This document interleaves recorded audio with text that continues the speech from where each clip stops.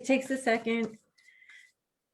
And it says meeting is now streaming live on Facebook. So we are live. So hello, everybody. Okay. Welcome to another artist conversation. Tonight is super special because like we have one of my favoriteest humans in the whole world, which is Christine Mitzuk. So not only is she a friend, but she is my teacher and mentor.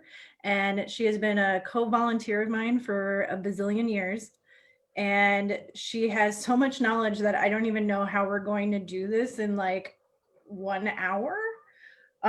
So like, it's going to be like, stay on target, like as best that we can. And hopefully, the big thing is that some people may not know this about you, but it's extremely important, is your dessert fetish. Mm-hmm. Yeah, I said it creepy like that, fetish. Yeah. Of how much you love ice cream. And so if people are watching right now, I would really like to ask that you drop a comment of your favorite flavor of ice cream or the weirdest flavor you've ever had. Oh yeah, there we go.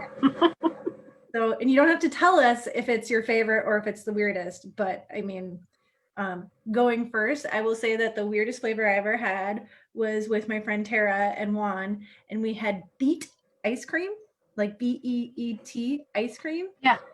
From, I think the Parlor or the Marvel Bar, I can't remember which one. And everyone hated it, and I loved it. And I got to eat everyone's ice cream, and it was fabulous. Nice. So Christine, I feel like it's very fair that you share your favorite ice cream. That's a hard one. One, like your top 10 that you've had. Okay. So Fletcher's over on Marshall. Yes. Their lemon poppy seed. It has that sweet and tart going on, and it's super creamy, and then that slight savory with the poppy seeds. And then of course Izzy's, and then just anything from the scoop shop. And then there was a place over in White Bear called Hometown Creamery, but they're way the heck over, so I haven't been over there in I don't know how many years. But there's a place in Fridley called Grandpa's Ice Cream that I found out they use the same machine to make the ice cream that the Hometown Creamery does, so the texture is like just super decadent. So wait, Juana's over here are you just hanging out with us? Yeah, why not? Okay, well then you have to share your favorite. I already did. Oh, you did? Mint chocolate chip. Mint chocolate chip. Corn ice cream too, yum. Corn ice cream, yeah. I wonder if that was at the state fair. I think I might have seen that. I think I had it at the Blue Moon Cafe, if that was the thing. Maybe. I just realized that I haven't had you introduce yourself. Oh. Like I went backwards with what I was gonna say. So like, and I think ice cream is way more important. Ice cream is so important. But like the thing is that the way that we have to approach this is that you're talking to a bunch of space aliens that don't know who you are or what you do or where you come from. Okay. And I know you a lot. So like, and I know like that you have so many things that you can share with us. So we just have to start with one. What is your name? My name is Christine Mitzuk. What kind of artist are you? I was about to like answer it for you. I'm so excited. Well, I mainly do fantasy art, a little bit of sci-fi. I work with oil paints for my personal stuff. And then for the commercial like illustration things, I do digital just because it's easier for me right now anyway, way easier to make changes and like just work faster. But I also do like still life stuff of treats and a fire hydrant. So when I think that when people hear like a fantasy illustrator, like it's a very broad umbrella of everything, you know, like I think that it's like if I had to sit and pick apart all the different things you go, like it's like it definitely moves into like so many different types of worlds, and you know. Yeah. But you are a working fantasy illustrator. Mhm. You sorry, Juan's making lots of noises because he doesn't like the things. So he's hanging out with us secretly. Hey, Juan. So so you've been going to conventions, you've been doing commissions, you've been doing books and games, you teach other people, like you've hopped all over the place. Can you explain like your experience of how you got there and how you keep on this journey that you've been going on? Sure. How far back do we want to go? Like, okay, well, I guess, so I didn't really ever think I was going to be an artist. I had lots of different interests as a kid, and I ended up kind of gravitating towards gardening, and what I thought I was going to go into was landscape design. And so with that program, the University of Minnesota has pre-landscape, which you have to do, and then you go into landscape. About halfway or 3/4 through the first year of the pre-landscape program, found out that we had a sit down with one of the department heads or something, and found out that most folks at the time, anyway, I don't know if it's different now, but most folks, he said, they graduate from the program, end up designing where trees would go in a parking lot around an architect's office building. And that sounded way boring and not at all what I signed up for. These days, with all like the permaculture and everything else that we're getting into, it's kind of, I imagine there's like another Christine in a different dimension that's off doing all this really cool landscape stuff. So anyway, so I switched majors, ended up in the graphic design communications program. Graduated from that, ended up doing graphic design for like 7 years. But in my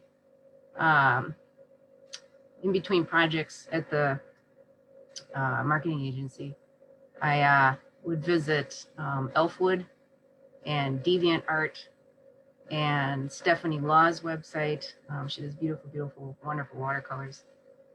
And I forget what else. And so my day job, that was my Clark Kent. My Clark Kent was the graphic design and business design and that kind of stuff. And my little seed of a Superman was all this fantasy stuff. And I wasn't really doing a whole heck of a lot of it back then.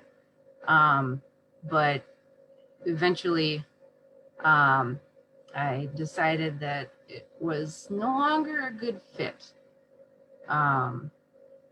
Wasn't managing the stress very well.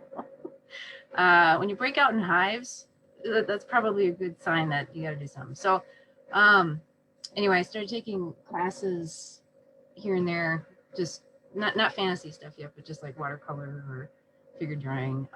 And I started putzing around at home, again, doing like watercolors with some of my imaginative ideas. And eventually I ended up taking a week-long workshop at the Atelier here in Minneapolis. And it was weird. It was just kind of an amazing experience because I felt like I'd found my people. They spoke pictures. They liked messing around with charcoal and paint, and they liked making stuff. And so my very supportive, emotionally husband, he said, yeah, do it, go for it. So I quit my job and I went through the 4-year program at the Atelier with an optional 5th year. It's mainly a 4-year program, and then the 5th year you get to pick imaginative or like grand portraiture or interiors or whatever. So I picked imaginative art, and they're supportive through the whole thing at the Atelier. So Christine, it totally just dawned on me that like I guess I've always assumed that you have been working night and day on painting and drawing your entire life since Christine existed from the dawn of time. No, I was the kid who drew in school, but that kind of ebbed and flowed. Like in high school, I did a bit less of it. In college, and then I started doing a little bit more again. And then in college, I did a little bit less of it. And then after college, I started doing a little bit more with my own things. So I use this I'm not going to have the best language for explaining this, and I feel like I need to actually show people like some of your artwork, but I'm going to say it first, and then like as you're explaining, I'll bring up some of your artwork. But like you can get into photorealistic paintings. Yeah, yeah. Like I can push stuff pretty far to get it to look pretty dang realistic. And that's something that we teach at the atelier, because there's lots of steps along the way. And what we do at the atelier is that we think about it. We try to get people to think about it as like the whole picture through the entire process, as opposed to finishing a section and as you go. So that like it's kind of moving from abstraction to rendering and pushing and pulling depth and all that kind of stuff. So yeah, theoretically you could stop at any point and be like, hey, it's a complete thought. But I kind of play around with that on my own. but like you like I'm always one that's like, if you're painting to make it look exactly like a photograph, then like what's the point? Just take a photograph. Yeah, You know? yeah. There's got to be a lot of other things in there. And I'm not saying that like, you know, I feel bad because I keep bringing up Courtney with this, because like Courtney has a lot of photorealistic like pieces, but there's mark making in it. You know what I mean? Like there's so much art in it that like, even like when other people are like, well, it looks like a photo, yay, Courtney. It's kind of like, but it's not, you know, No, like there's not, yeah. like so much artist hand in there that like, come on. Yeah. And at the atelier, for people who don't know what the atelier is, it's I'm gonna try and then you're gonna try. The atelier is a school art program for anyone. You don't need a portfolio review, right? Nope, not for any of the part-time classes. You don't. If you wanted to be part of the full-time program, which is Monday through Friday, just like a job, 9 a.m. to 4 p.m., then you do. But any of the other classes, it's open to anybody. So you teach from a classical perspective, which is what you were taught. And classical means like observation, which is kind of contradictory to what you do, which is fantasy.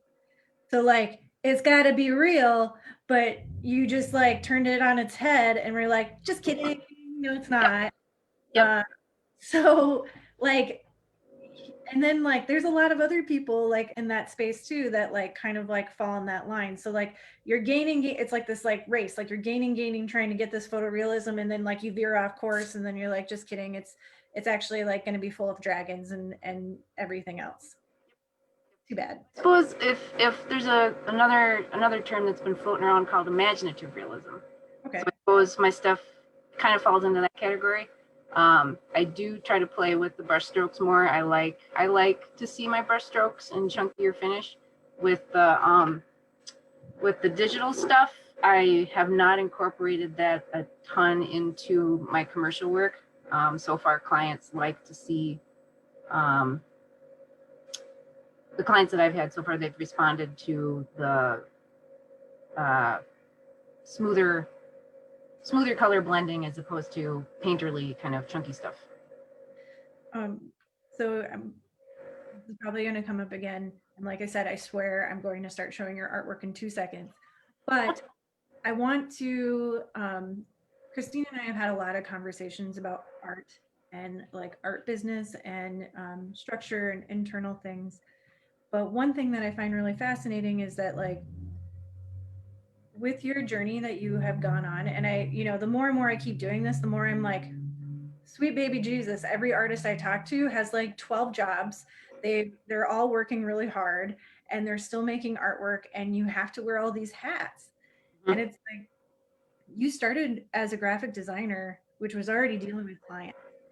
Yeah. And then, like, as a fantasy illustrator, you're also dealing with clients forever. Like, artists will always have this connection of an audience and better communication of like what you need to talk with them about. But like, you broke my brain when I was in your illustration class, because like during the day I'm a graphic designer, and like the idea with my type of graphic design that I do, and it's just the industry that I'm in, is fast, quick. Like, people don't want to pay for art. Like, do it as quickly as you can and read their minds and do it right. And it's like, that's what it is. But then you shared with me an invoice that you made for one of your paintings, and my jaw dropped. Where it's like, no, you wrote down every hour of time, every revision, what that client wanted. Like, this was a long ongoing conversation. And then the curiosity that I had, if you remember, is I was like, but how many hours did it take you? And you're like, I don't know, like 1,000. You know what I mean? And then it was just like that settling fact that like not everything that I make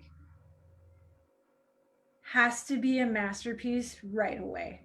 Like, Yeah. I don't think that I have 1,000 hours in any one of my paintings. And part of that could be my personality or how I was trained. Like, I went to formal art school where it's like, now, where's your assignment? Faster, and like my job is like, now. And it's trying to process that thought that it's like, what am I doing with each piece of artwork? You know what I mean? And like how you've had to explain to so many clients over the years that like, this is what art is. Listen to what I say. Like, otherwise you don't get the beautiful painting. Do you understand? If you have to do these things or this does not happen. For the most part with like the commercial stuff, so like a lot of the clients that I've had are in the tabletop game industry, and they're, for the most part, I've dealt with folks that are very either I'm dealing with an art director who has the visual language, or I'm dealing with somebody who has been making their own games for such a long time and getting their own art, that they are used to having those conversations. And part of it too, it's not just like, I can't read minds. I mean, they can tell me their objective, their goal, and that's part of why that process is there of, okay, let's go through some rough sketches and give them maybe like 3 options just in black and white to see, or black and white and shades of gray, just to see if we're kind of maybe on the same page with our thinking. And then they pick one of those, or they maybe mash 2 together, and then we move on to the next phase of I go hire a model and get photo reference with my buddy Dave, and and then I do a tighter drawing and like a color comp or 2 or whatever, just again to see if we're on the same page. And I'm thinking about how it needs to read. If it's a card thing, it's got to be like legible at was it like an 1.25 inches by 3/4 or something like that, or brain fart, damn it. Anyway, there's a lot of back and forth and asking questions, and I can do some mind reading a little bit, but also it's fun because for the most part I've had clients that actually pretty much all my clients for stuff have been just, I get to bring me to the project while still trying to achieve what it is that they need, because that's what I'm there for. I'm there to help them get the thing that they need to do what they need to do. And if my ideas are off base, that's fine. I can ask questions and revamp it, And that's why that sketch phase is so important, because I'm not investing a ton of time refining something. I can iterations, or what do I call it with engineering, where you're just trying prototyping. Yeah.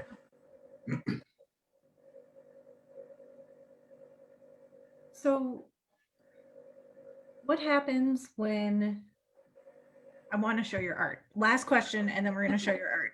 Uh-huh. So, I mean, it's up, but we're going to go through it.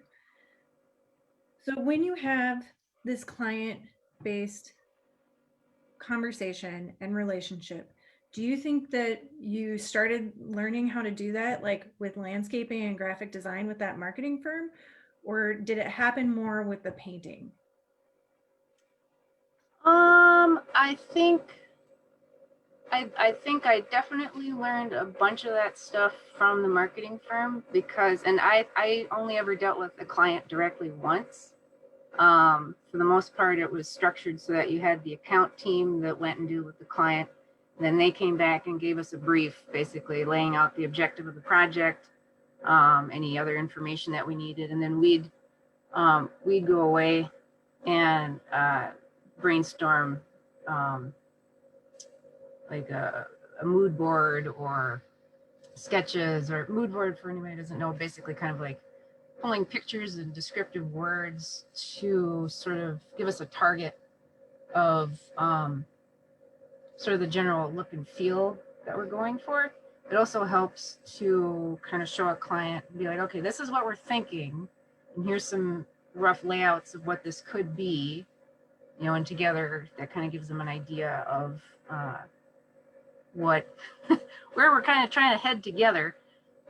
So I think taking some of that stuff and like the marketing, the account side of the firm, they were basically our internal clients, so we could ask them directions for clarification. And yeah, so I guess I did get practice with that there, as well as getting more information about the process. So after the atelier, I was working on my own portfolio stuff because I knew I wanted to go into doing fantasy art for games and that kind of thing. And after about a year, I took what was it, the online mentorship with Rebecca Gay through Smart School. And from her, I learned more of like the illustration, the illustration process, and dealing with a client and showing them rough sketches. And no, it doesn't need to be super polished. It can be enough to give them an idea of where you're headed, with, you know, hopefully good proportions and that kind of thing of a figure. But Yeah. yeah. And I'm gonna like totally slide this in for people who are watching. So Christine is currently teaching for like the fall right now, but there's a spring semester that she has an illustration and is it color theory? Yep, we've got so yep, I teach illustration. I've moved that one online. That's Wednesday nights now from 7 to 9:30. And then I've got I'm working on modifying my color theory class, so that can be fully online this coming term. And then I've got one more that I'm not ready to disclose yet, but I'm playing around with some different options for what that third one might be. And that brochure should be coming out. The new classes for the January to May term should come out mid to late December. So let's start talking about your artwork. The problem that I have is that you have so much. Okay.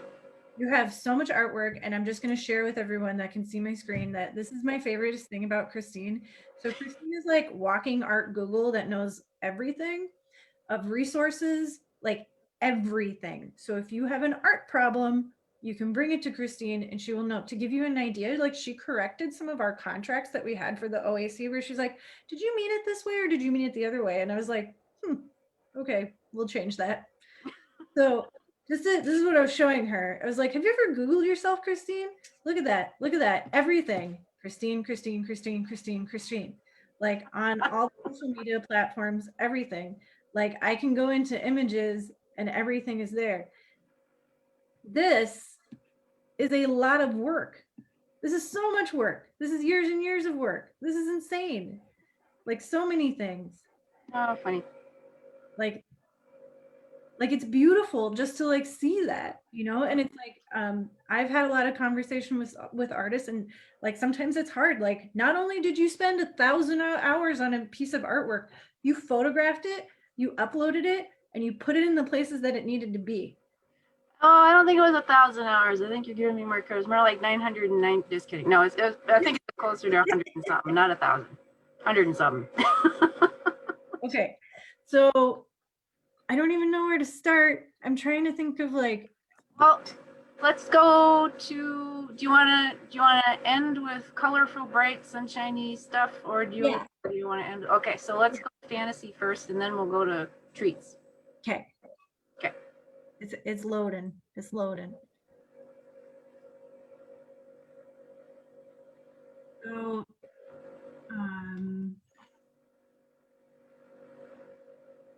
geez, like this is the thing that I've known so many pieces of your artwork. Like I think that one that I use a lot is the water elemental. So do you mind if we talk about this one first? Okay. So yes, talk about this project, talk about all the different things you did, and then I'm going to interrupt you with random knowledge I know. Okay, fair enough. Right. Let's see here. The first one I did was the air elemental, and by the time I got to this one, so this is like the first series that I did of 4 pieces, and by the time I got to this one, I had already done 2 vertical and 1 horizontal, and I figured, and like my very early ideas were all all vertical, so I figured by the time I got to this one, if someone were to buy all 4 and hung them, and these are digital by the way, that it would look weird, like having just 1 horizontal one.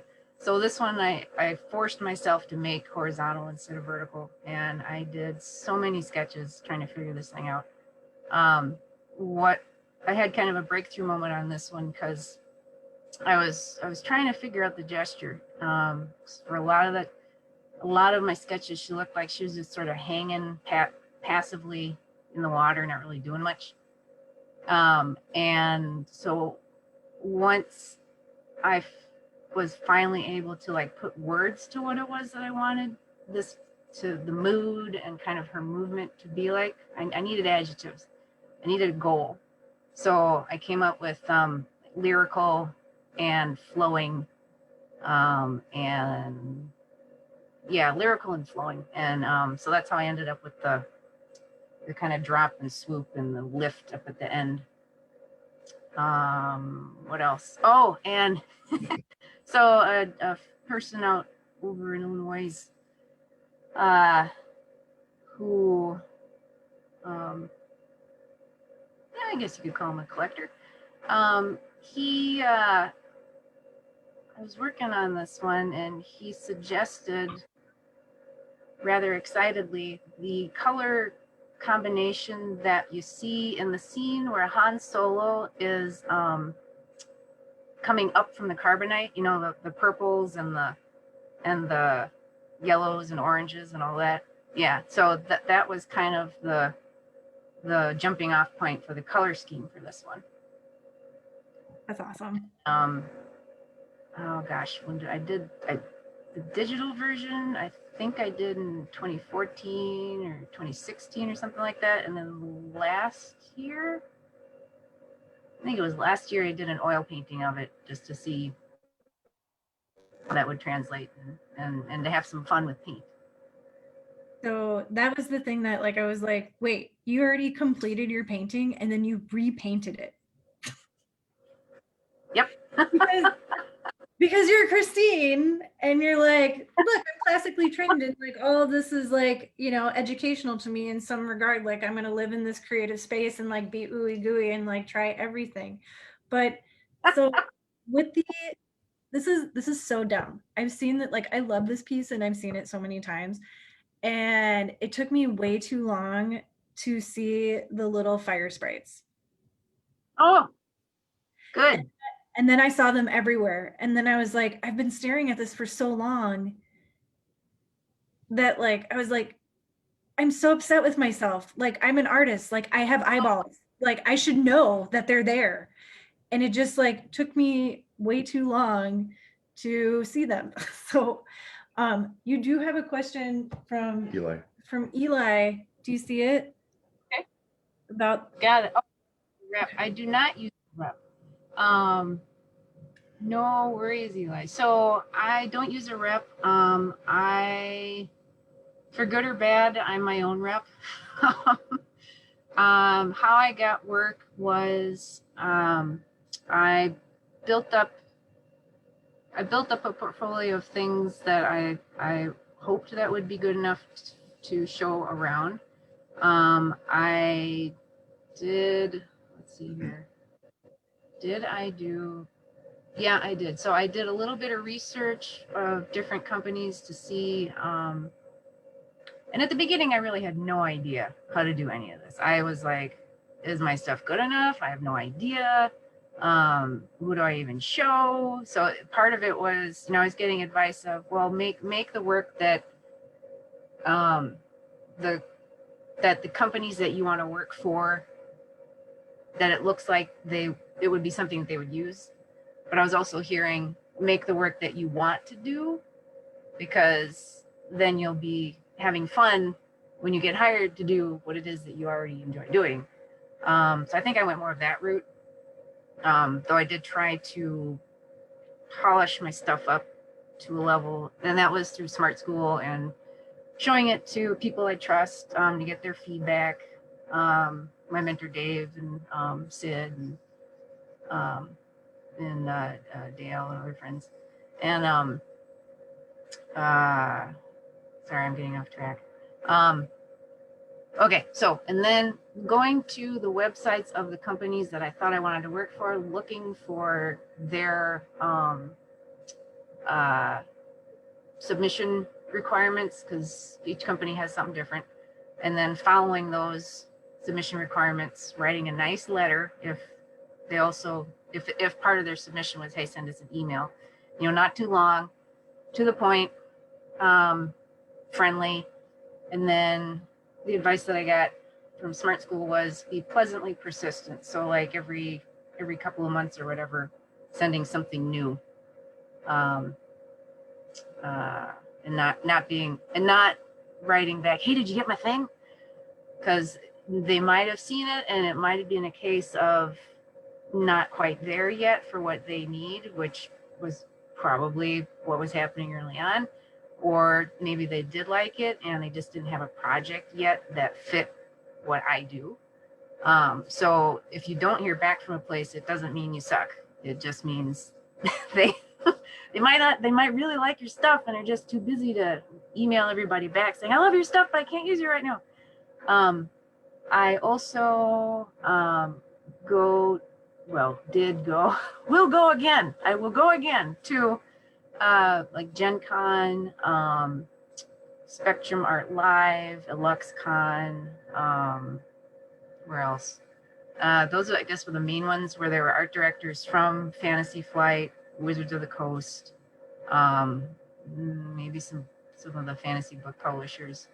And, set up a time maybe ahead of time via email if possible, or, catch them. Sometimes they have posted portfolio review hours, making an appointment to have them look through your stuff and getting feedback. And then I had some little postcards made up of my art with my contact information as a little leave behind, if they wanted one.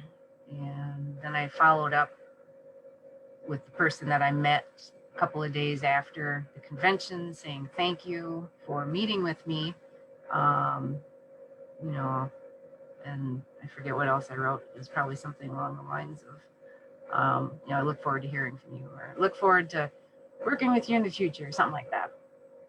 So, Christine, I know that when you went to some of these conventions, like you went and found other illustrators and you're like, look at my things. And then I'm divulging too much information, but like there was one story you told me where you were like, well, they politely told me I sucked.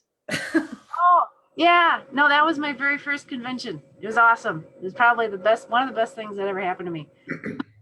Is telling that you sucked? Yeah.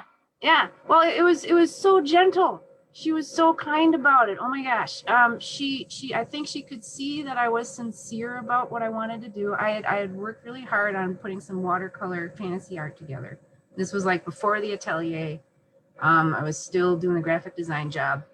And I even like made a little portfolio with because we had to take bookmaking in the graphic design program. So I made a little portfolio with some nice paper and you know, presented the stuff to her, and she very gently, she didn't say I suck. She's very gently and kindly suggested that I go look at the art of some of the watercolor artists that they were currently working with. And then at the time was Rebecca Gay and Jeremy Jarvis. And oh my gosh, my jaw hit the floor, and that was a real eye-opening experience because I saw the contrast in level of skill with drawing people, level of skill with handling the watercolor, level of skill with composition. A lot of their compositions were very dynamic, had a very clear statement of what the main area of interest was, which, thinking back, you know, you really got to do that if you're doing magic cards, because they're, you know, what, like 2 inches by an inch something or whatever. So they have to redo small. But anyway, that was I think really like the nudge that got me thinking, okay, yeah, I need to get better at this if this is something I want to do. And that's really how I think I started looking for figure drawing classes and all that kind of stuff, which eventually led me to the atelier. So you could have gone and been like, wow, I'm gonna crawl in a hole and die. Yeah. This goal is unattainable. What, I mean, you had two paths right there. What made you go, I move forward? Was it the politeness that it was like that? Like if that lady would have approached you in a different way, would you have stopped? That is a really good question. I don't know. I probably would have been hurt for a while if she had been, you know, if she had busted out laughing or something, or, but she had an amazing poker face. She was just like down to business. You know, there was no smirk. There was no clue of anything other than, okay, this is business. We're looking at pictures. This person is sincere. I'm going to make sure that my response is equally sincere. So I don't know if she had been intentionally or unintentionally cruel in any way, I don't know how I would have reacted at that time. I might have been disheartened, and it might have taken me longer to get where I wanted to go. Because yeah, it sucks when you show something to people, and that's kind of why I think my my drawing for myself kind of ebbed and flowed. It's like I made the mistake of showing my sketchbook to an adult in like 7th or 8th grade. And it was the wrong adult. And that was an early lesson for me for who to trust with because as artists, a lot of us put ourselves onto the paper, right? And so when you show stuff to people, it's a risk. it's a risk of putting yourself out there, being vulnerable. Sometimes I feel like I have to divorce myself from that quite a bit. That I'm doing a job, but at the same time I have to get some of myself into there too. Otherwise, I'm just gonna feel empty. But yeah, that showing my sketchbook to that particular adult was that hurt, and I think luckily I did have other people in my life at the time who were very encouraging with the art stuff. We had a wonderful art teacher, and my folks were also, always very encouraging for art stuff. So, yeah, I don't know. I guess I just kind of built up the skin. That's the other thing, like with showing your portfolio around for art directors. Oh yeah, I bet you we did meet Eli at the comic convention. Yeah, I did that 1 year. That was a lot of fun. Showing your stuff around to art directors or other established artists, again, is also a risk, but I had decided that while I did need to learn new skills and get better, especially after the atelier, when I was trying to figure out, okay, what type of work I needed to show for getting into gaming or anything like that, I think I balanced it out with, okay, this person is coming at this critique from a particular point of view, like they have a need that they're looking for, and so my work may not fit that need. So one of the other things going into critiques with folks is, maybe at the beginning, and I think this might be a subject that's brought up in either Muddy Colors by I think Mark Sheff wrote a blog post on Muddy Colors. I think maybe Lauren Panapino might have done one too, but about giving or getting critiques. And one of the things that they suggested was to maybe like have a question when you go in, instead of going in cold or just plopping the book in the art director's lap and expecting them to read your mind about what it is that you're looking for. You're like, hey, I'd like to improve. What do you see from a fundamentals standpoint that maybe I need to up my skills with? Or, hey, I'd really like to work with you. What do you see in my work? Or, hey, I'd really like to work on, whatever, that kind of thing, instead of playing guessing games. So this is also the things that I'm like, Christine is like art Google, because like she's talked about spectrum, she's talked about what is it, muddy colors. I'll type it into the comments and face crack here. And like, so Christine and I were on a panel at Convergence together about artist resources, and our list got long, and it's searchable for Twin Cities artist resources. I think it's still searchable. I might have to check on that. But if you wanted to talk to Christine, I highly suggest also taking her classes, because like those little pieces of information just fall out and you're like, wait, what? Give me mine. Like, like I, for the first time, watched Spectrum Arts. I mean, granted, all of it was online. It's not a real convention, right? And like, not right now, yeah. But like all of that stuff was super important. And then also, like, I have formal education. It's like one of those things, if I knew then what I know now, like, and we have this conversation a lot with artists, like, do you need a formal education? And it's like, well, what does that mean? I mean, do you need discipline? Do you need other artists? Like what do you need? Like, I took your illustration classes specifically because, like, as people know, like, I struggle with art block all the time. And I was like, maybe if I dedicate time and space and someone to kick my ass, AKA Christine, like, shit will get done. And it did, and it's like, and then also like I had way more perspective because of the other students that were in my class, and you telling me like things like, yeah, this painting had 1,000 hours in it. And I was like, huh, I don't have any paintings with 1,000 hours in it. Maybe I It should get wasn't 1,000, it was more like 100.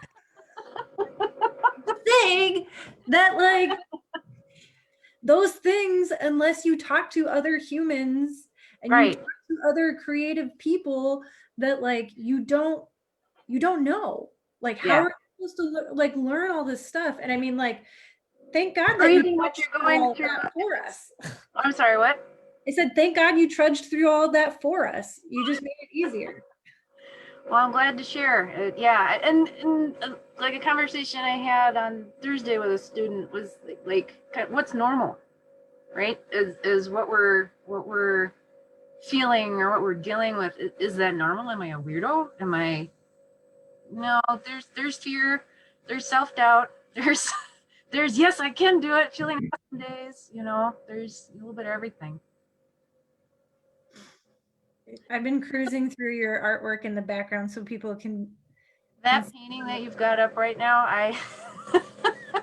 side note, so that one and one other one that I did that I don't think is up on my website anymore, another student at the time at the atelier was kind of giving me, oh, there it is. Yeah, the one with the dangly stuff on the bottom right.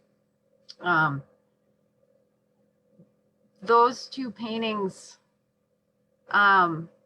he questioned whether or not I was a witch or something. Yes. Just be like, yes, I am. Like, I didn't even paint this. It just magically fell from my fingertips with my magic. Art Witch. Yeah, art witch, Christine Mitzuk. So, I guess so, yeah. I want to go back to, because I want to go to your Instagram too, but I'm going to hop over to Whimsy. Okay. And then we'll do treats. And if people are watching, make sure that you also drop a comment with your favorite flavor of ice cream or the weirdest ice cream that you've ever had. I want to know if anybody's ever had durian ice cream. What is that? Durian fruit. I can't remember where it's from, but we tried the durian fruit at it was a Thai restaurant in St. Paul, and an Indonesian coworker of mine way back had grown up with durian. I can't remember if he liked it or not, but we tried it. It wasn't too bad. It was with like a coconut cream or something like that. I mean, it was. When I say it wasn't too bad, I mean because a lot of us hear that it is rather pungent. Oh, is this the one that smells like stinky feet? Maybe, yeah. And it had a really, I don't know, it had a really kind of fun, sweet savory thing going on. But it was definitely not something that I could eat a lot of. Because it was very rich in its flavor, very powerful. Okay, I also do realize that I did have tomato carrot ice cream too. Tomato carrot ice cream. It was not my favorite. It's not. Okay. Maybe I've eaten too much cold pizza in my life to like have that association of it. I can see that. Okay, yep. Juan is reminding me that, wow, we're almost hitting time. Oh, wow. Okay. Okay. So let me just go over to the treats. Garlic ice cream. Eli just reminded me. Yes, Sebastian Joe's, the roasted garlic ice cream. They make it very rarely, I think. Oh my gosh, it's good. Oh, so good. Okay. So, like, here's the other thing is that like all of us artists, it's really fun to see range. And when I say that, it's like, yes, of course, you have the magical still life that has like the perfect lighting from the north window and everything is set up perfect that you're supposed to see in museums. We just saw it. And then you're like, gummy bears, Oh, yeah. and it's just as beautiful, like, and so a friend of mine, I don't know if I've told you this story, and I realize that like we're gonna run out of time. I swear it'll be really fast. Okay. Is that So she loves taking pictures of her food. And for Oh, the okay. time, she was always taking pictures of her food. And we got trapped in Houston and we went to the art museum there. And like we had just eaten and I was like, please take me to the art museum. I just like need to go chill out since I'm trapped in Houston. And like we went there and I'm going to use explicitives for all the children that are watching. So excuse Close me. your ears, people. Yeah, there was a bunch of Dutch paintings up of still lifes of classical food. And she's like, look, those fuckers were taking pictures of their food back then. Not that weird. And like, she said it so loud in this museum that was so quiet.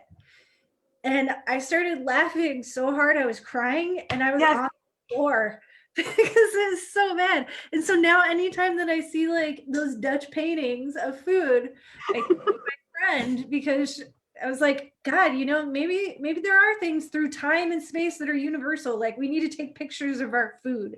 I love that. Oh my gosh. Yeah. So talk to me about the candy. I wanted to have fun.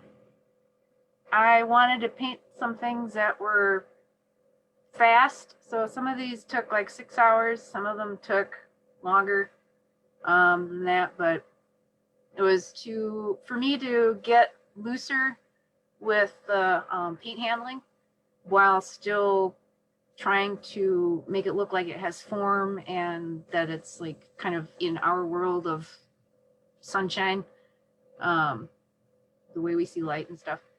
And that run required extensive field research, by the way. So, I know you. Was this a real still life or did you build this? No, I used photos for that one. I did contemplate building it because my mentor Dave, he's been a professional photographer for I don't know how many decades, but one of the things that he's done, he's had to do pretty much everything under the sun, and one of the things was to photograph like ice cream. And so he was telling me some of the tricks to do that, but I decided it would be more fun to, you know, get real ice cream and You just stare at it lovingly. But you have to do it quick so it doesn't melt. Yep. Yeah, I don't know Yep. if you heard one.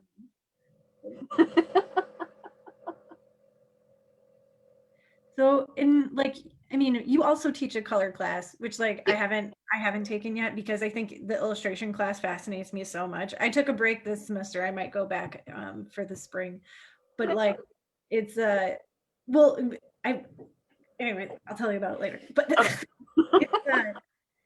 like you can do almost any color palette. Like I feel like I really like to stick in a certain area. Like it feels good. Like even when I pretend, you know, and I think even when I look back at a lot of my artwork, it was always moving into this color palette, you know, that like I have. Mm-hmm. It's so hard to break, Oh yeah. you know, like it's so hard to be like, no, I don't know. I'm trying to think of a color I use. No turquoise, Red. no red, none of that. Like, how do you be like, bad, stop it, you don't get it. I like them all. I don't know if I have a favorite color. One thing that the next thing that I do, I want to challenge myself to do a color palette that is lower in chroma. Like I try and do duller colors in areas in my paintings. But like these are all about color and light and fun. Some of the fantasy stuff I do push the range of color and value and like don't chroma, dull or bright. But I have yet to do something that is definitely more like autumn colors or, you know, like a foggy day or something like that. I think that's equally as beautiful. It's just all wonderful. Okay, I want to, we're almost done. Okay. So I want to talk about your newer project, which this is your Instagram. I'm hopping over because I'm in charge. No. So Bus. what? You're driving the bus. So only because I was also part of it. So I feel like, you know, I was one of your models for the werewolf. So this game. Yes. So will you just like, since this is public and you can talk about it because you can't always talk about all of your games. Yep. Can we end on like how this happened, how long you worked on it, and like I don't know, just talk about it. Sure. So this took about 2 years. It was Gen Con 2018. Some dude came up to my art booth at the art show, and he had a project, and he was looking for artists, and he liked a lot the water elemental and a lot of my other pieces that he was looking for something more dynamic. The previous version had really great art, but it was posed like 3/4 portrait kind of stuff, or 3/4 length, pardon me. And he wanted full figures, people in action poses, doing stuff a little bit more descriptive with the body language. And yeah, so it was really great to work with Ted, and it was very collaborative, bouncing ideas around. And this was another kind of a gift project because I got to bring my quirky sense of humor to it at times, or my own interpretation of what gesture is, body language, that kind of stuff, to help tell the story of each of the characters. And yeah, figuring out fur. I had painted some hairy things, but this was definitely something new. That's the son of a blob. That's awesome. Good old So, yellow. somewhere in this game, there's a painting of me being real sassy. Mm-hmm. I think you're the lichen. I'm a lichen. Yep. I liken that a lot. Hey, this isn't your artist conversation. Get out of here.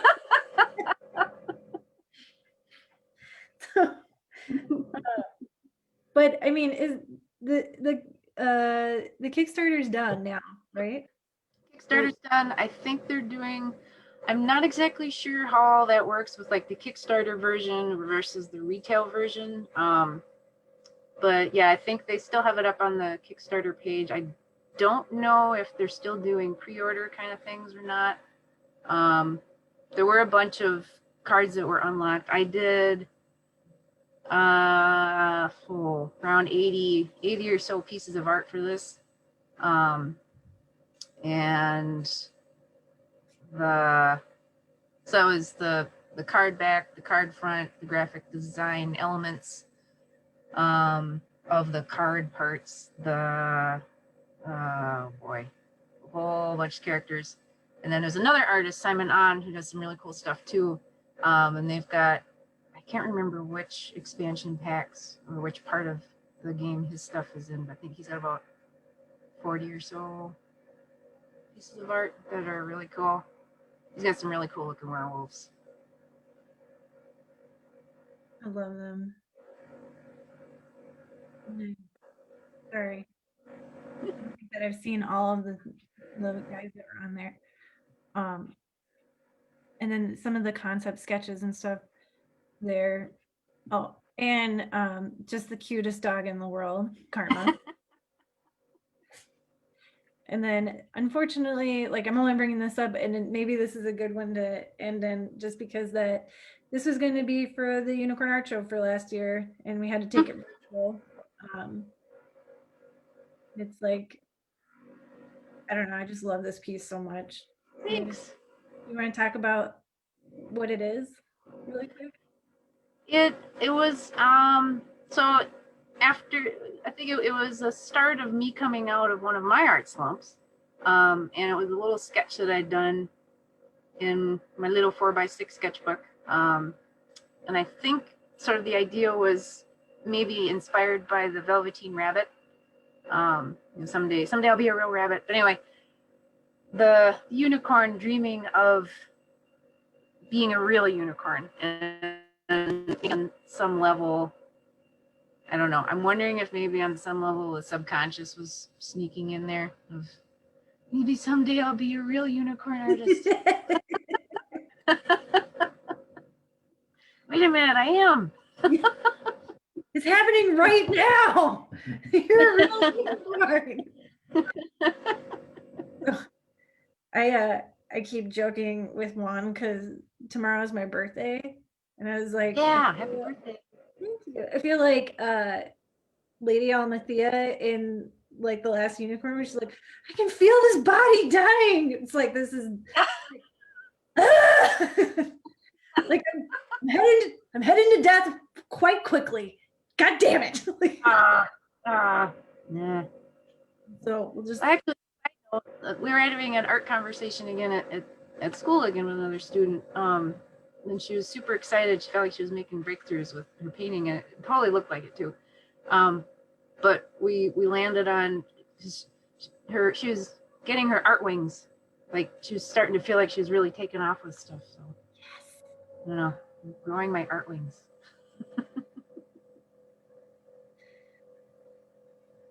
sorry, I'm just staring at it. I'm just being like, yes, I want to be a real unicorn too.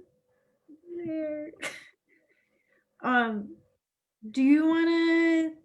So I guess since we're at the end of time, I'm going to say this: if people want to talk to you and they have more questions, I mean, obviously people can comment, and I hope everyone dropped their favorite ice cream for Christine. But if they want to talk to you about stuff, what's the best way to talk to you about it? That is a good question. Probably emailing. You can do that off of my website. Otherwise, yeah, I'm not real great on face crack. So probably email would be I guess I'm a little old school that way. And then I will highly suggest that I know that space is limited in your classes. I don't know if that's the same case since it's online. It is, yeah. Basically, instead of 6 feet apart distance limiting, we're limited to time. I can get through like about 8 people in the 2.5 hours that we have for illustration class. I mean, for me, it was really helpful. And I guess like just, I'll try to remember to share it on our Facebook page to make sure that people see it when it does come live with everything on there. Okay. And I kind of feel like we will have to do an artist conversation part 2 with you, only because that like I feel like we just like barely grazed the surface, and that's like I scratched it. yeah, that's like the one thing that's hard is that like when I know people like a little bit and I'm like, come on and do this with me, and then I'm like, but you have so many things we can talk about. I don't even know where to start. Like, so part 2. That sounds good to me. I always enjoy talking with you. So yeah. Well, goodbye everybody. Thanks for joining us, everybody. Bye, Christine. Something we do with my family for Zoom dinners and stuff. Hugs. Love ya. Okay, I'm stopping sharing. I'm gonna end it. Bye. Thank you so Thank much. you so much. Mwah.